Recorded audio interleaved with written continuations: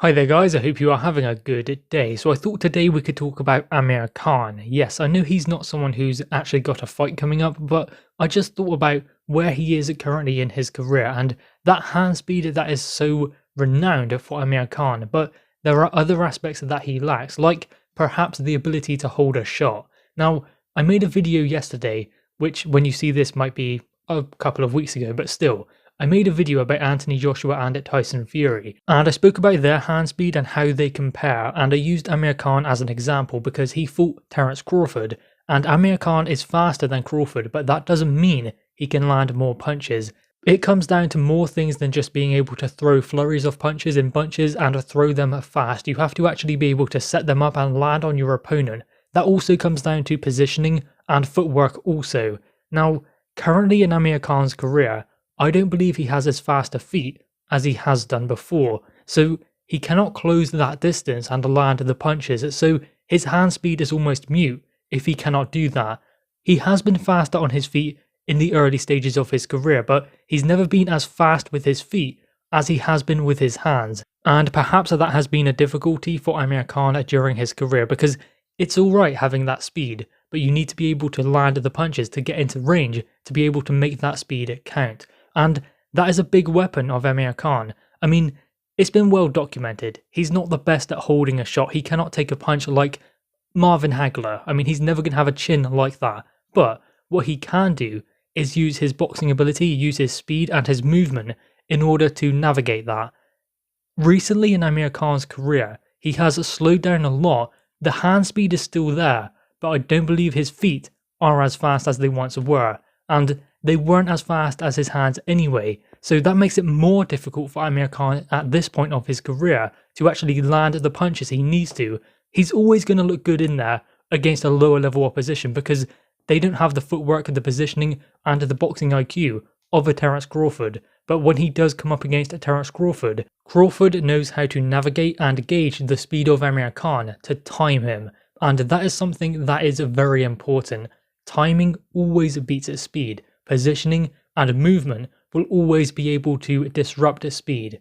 Amir Khan found that in the fight with Terence Crawford. Crawford is a very fast fighter, but not on the level of Amir Khan. But again, the fastest puncher doesn't necessarily land the most punches, just like the hardest hitter doesn't always get the knockout. You can have two fighters, one of them can't even break an eggshell, the other one can knock anyone out.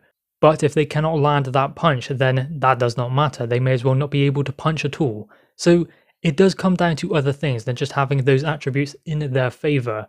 Boxing is a game of chess, it's not checkers, and that is very important. I mean, look at Floyd Mayweather. He is fast, not the fastest. He's powerful, but not the most powerful. He's got fast feet, but not the fastest of feet. So what does that tell you about him? He has a brilliant boxing brain and IQ to navigate aspects of boxing that perhaps his opponent has over him.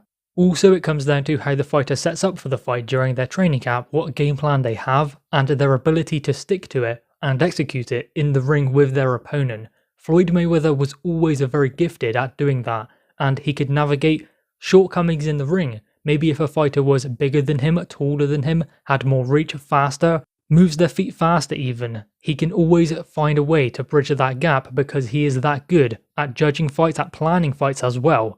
That is extremely important. And also adjusting as they go through their career. Floyd Mayweather can't necessarily do what he could do in his 20th fight compared to his 40th fight. He cannot. He's a different fighter, he's a different man. It's not just about age, it's 20 training camps and 20 hard fights against the top level oppositions. That is the reason why he cannot do that. So perhaps he is a bit slower, maybe not as fast as he once was, but there are ways he can adjust to ensure that he is able to still stick in there with someone who is in their 20th fight, who has that advantage over him of the youth. So Floyd Mayweather didn't get hit as much in his later career. I mean, early on he's always been elusive, but he did often get stuck in fights during the early stages of his career. Going later, he rarely got hit and got dragged into those kind of dogfights. He was always able to make those adjustments, and that was the important thing going late in the Floyd Mayweather's career. Look at him against Manny Pacquiao. If he stands there and trades with him, who do you think is going to come out on top? Manny Pacquiao. But if he boxes him, if he makes him fall short and uses his footwork to get him out of trouble, then he is able to navigate the speed, the power, and the movement of Manny Pacquiao that comes down to positioning and timing. Those things are things that Amir Khan needs to adjust to if he wants to be successful still in boxing. I know it sounds crazy because he has the hand speed, so why not use it?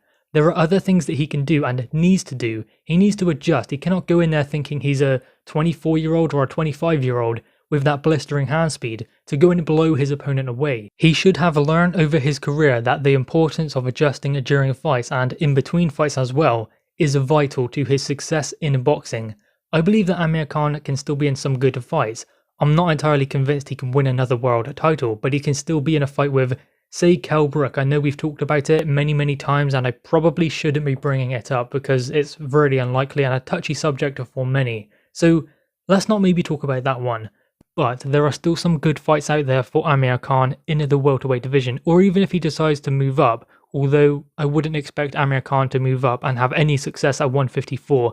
Those guys are just too big and too strong, especially for Amir Khan at this stage. So it would have to be welterweight, and I don't see him going down because at times he struggled to make welterweight. Now, what I saw Amir Khan doing a lot in the Terence Crawford fight was coming over his front foot, surrendering his positioning and balance to Terence Crawford. Probably the last person you want to do that in there against, but still that was what he was doing, and it was Terence Crawford that made him do that by making him fall short and surrender those fundamentals. Still, Amir Khan is a victim of doing that, more so now than he ever has been, and the important thing for him now is to establish the positioning, the timing in the fight, and use that speed to his advantage, but in a different way. He has always been a fighter who is eager to land and to make an impact in the fight himself.